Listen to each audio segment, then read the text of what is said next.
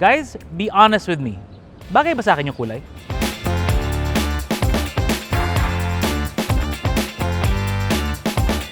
Now, for the last couple of years, the prices of EVs and hybrids have actually been coming down. We can owe much of that to new legislation trying to promote these kinds of vehicles as more eco-friendly, low emissions or even no emissions alternatives. And BYD is at the forefront of that. Their goal, to democratize EVs as well as the hybrids when it comes to their vehicles. Because this vehicle, when you look at the pricing, it's not just going to compete with other small EVs, but it's even going to compete against vehicles that cost around 900,000. That's where the pricing of the BYD Seagull is. And when you look at it, when you drive it, is it really worth the price? Is it worth getting into EV? Because like I said so many times before, EV is not for everyone. But this one makes a compelling case for itself, especially if you're looking for one around the city. Now, in terms of style, we already know that it has these kinds of Lamborghini-inspired design touches. You can see it with the headlights, the look, even the colors. But yes, of course, it's in a shrunken package. But my oh my, it does look good. You have the LED headlights here, the very aggressive front, BYD spelled out right there, but not spelled out in the full build your dream style, just the BYD. It even has the single wiper right there, which kind of reminds me of, I don't know, those prototype sports racing cars. Now, when we go over to the side, this vehicle is just about 3.8 meters long, a little bit less actually, and they have to make smart use of the space. You can see that with the way the wheels actually protrude out quite a bit. Now, some have commented, why are the offsets of EVs so very different from many cars nowadays, or for at least the cars we've become used to? And that's because they had to push everything out to be able to generate more space underneath, or more width underneath, to be able to accommodate more batteries. That is the goal. That's why when you look at the hubs, the way they do the offset, it's quite different from, let's say, your Vios or your Yaris, because they have to push out the hubs to be able to make more space here in the middle. So the wheels of this actually look very good, but we can still change it out. Your charging port is right here. This is a Type 2 with the CCS DC fast charger. And yes, it does charge up quite fast, which is pretty good. We'll have all the times over here. The capacity of the batteries, it's got 300 kilometers of range because it's got a 30 kilowatt hour battery. There are larger batteries in some variants abroad, but in the Philippines, this is the only one that we get. There really is something about the design of the BYD Seagull just speaks to me. I mean, it looks futuristic, but not overly so. It looks sporty, but also seems very practical for everyday use. Now, the ground clearance is something I think they should improve on because they're only quoting like 120 millimeters. So maybe they can elevate that a little bit. But all things considered, it's something that I think I can live with. Now, looking around the back, it is nice and wide, very, very sporty. BYD there, BYD Seagull EV right there. There's no rear wiper, even though inside we did find a spare rear wiper blade. So that's kind of odd. You have a spoiler here, shark's fin antenna there. Your release for the trunk is right here. It's not motorized, of course. That's to be expected. Now, when you pop open this space, what you'll see is a space that's about 32 inches wide at the narrowest point, about 41 right over here, the maximum, about 21 here, and then you can fold it down here, you get around 47. But what's really interesting here, you notice the height is actually pretty good. And the reason for that, well, two reasons.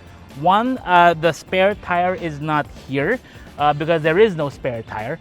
And also, the motor is not here, it's over in front. It's a 135 Newton meter electric motor driving the front wheels, powered by that 30 kilowatt hour blade battery, which is one of the safest that we know of, which is pretty good overall. Later when we drive it, we'll show you how fun that motor can be.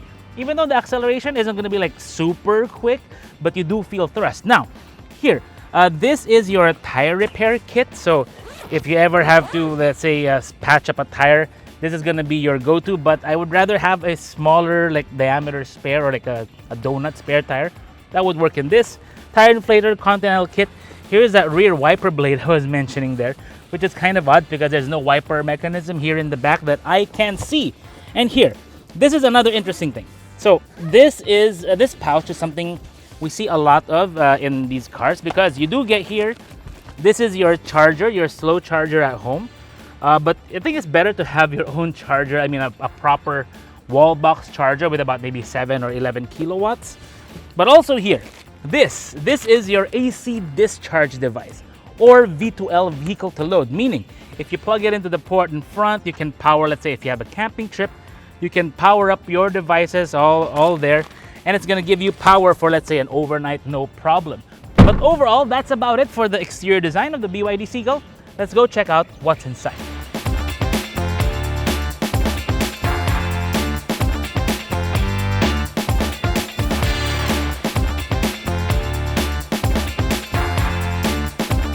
So if you've been to any of BYD's Ocean Series vehicles or Sea Creature vehicles, SeaWorld vehicles, then this will look quite familiar. They have the double wing kind of design there. Lots of neat little details like the diamond here that fades away. 2-screen display, one here in front, one here in the middle, and of course, being BYD, it rotates. Has a flat bottom steering wheel, which is rather nice, similar to the one in the BYD Seal.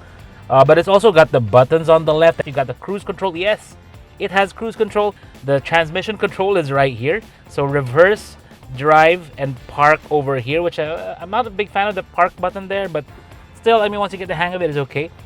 I like the placement of the wireless charger of this. I think this is the best wireless charger placement I've ever had, because it's right here and I can point the fan or the AC at it right away, and it kind of helps cool it down or keep the area cool, which is a good thing. This center armrest with 2 cup holders, one deep, one shallow, and also it works for the key, is right there. Very easy. There's no openable, like no compartment here you can open, but you have a tray in front and a tray in back. The screen here, you have your power consumption here on the left, your speed on the right. State of charge here right now is at 73%.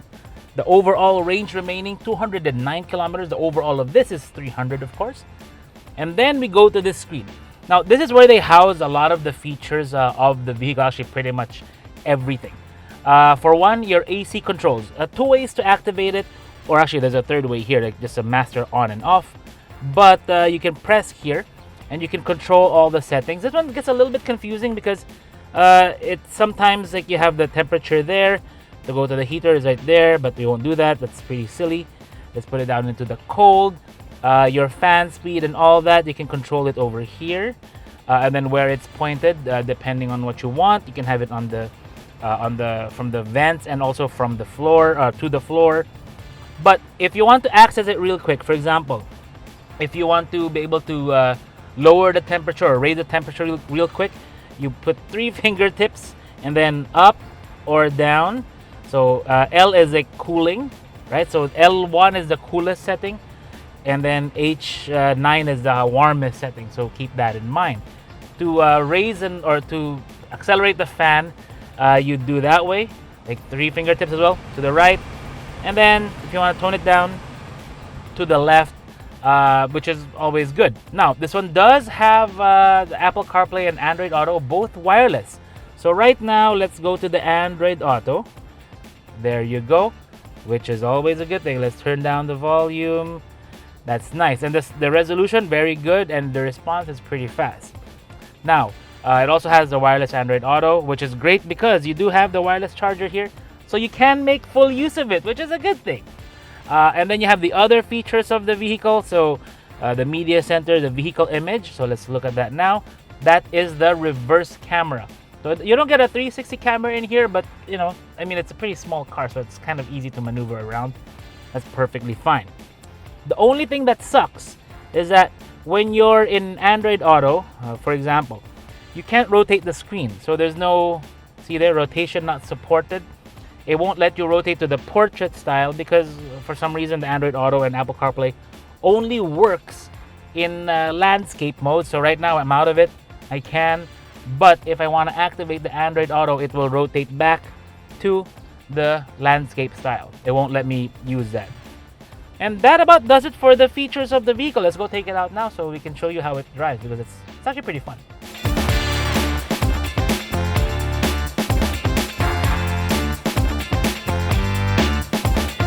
there are a few things that I like to start my morning with.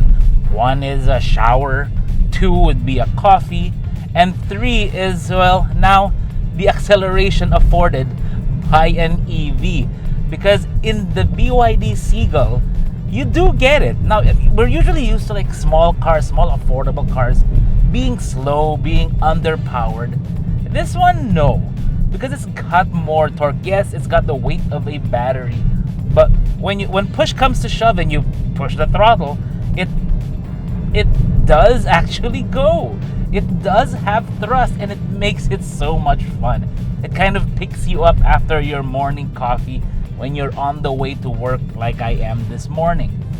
Now, what is also enjoyable, and I can't really put it here to the test, like here in the city, but when I did drive this in Zhuhai over in China, I think it was just over a year ago, it really was fun, and it was a very wet track. I mean, we'll roll in the footage if we still have it, but the handling of the car for a front-wheel drive EV is just fun.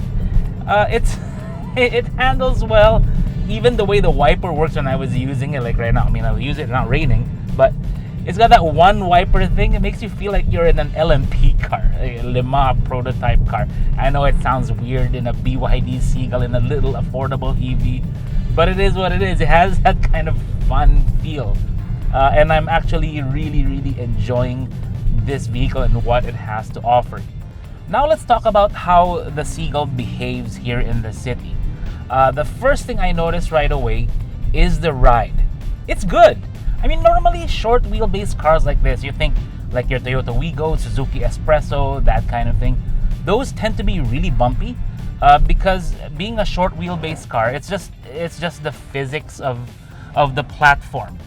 Because the small dimensions of the vehicle does make it bounce around a bit more. In other words, the front suspension hasn't settled yet, while that the rear suspension or the rear tires go over a bump.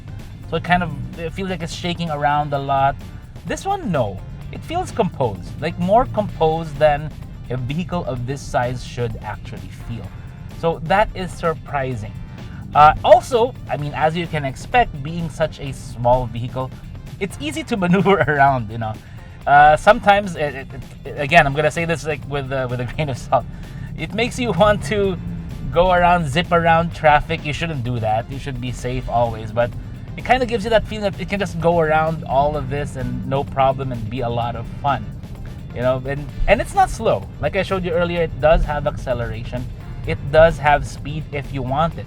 But if you want to calm it down a bit, we can turn it down to, let's say, right now I'm in sport mode. Let's put it down to eco mode. So it kind of dampens the throttle response.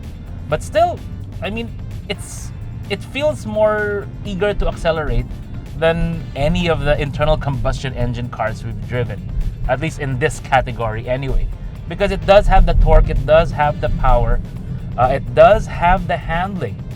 The only thing that you really have to get used to, actually a few things. The first is going to be the noise. Not the noise from the actual car, but the noise you can hear around you. Because this vehicle, we can't expect, let's say, premium or, you know, like the noise suppression of a larger car. This one, you hear a bit more of it through the glass. You hear a bit more of it around the doors and all that. Jeepneys, like there, it permeates a bit more into the cabin. But that's just to be expected out of a budget car. That's just the way it is. The other one is you're going to be getting a lot of looks because it is quite a head turner of a car. And especially in this kind of color, you know, if it was me buying one of these, and I actually really do want one of these, I'm probably going to pick a different color. I don't know, maybe something metallic gray if they have one. Because the Stabilo green, it just attracts a lot of eyeballs.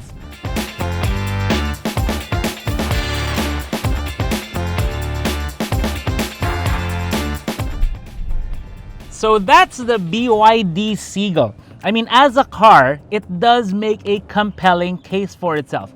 As an EV, I think it's right up there at the top of the order if you're looking for something of this size and this kind of price. Because yes, like I mentioned, it's like right around 900,000. I hope they maintain that kind of pricing because it's really good. It's really fun. The only things I would really change, I don't know, maybe bigger wheels, nicer wheels, maybe the ability to keep this in portrait mode if I use the Android Auto.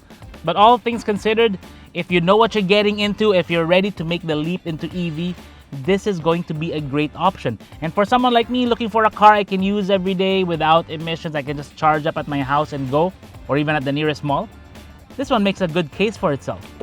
I should call BYD for a discount. Anyways, one more lap. Woo!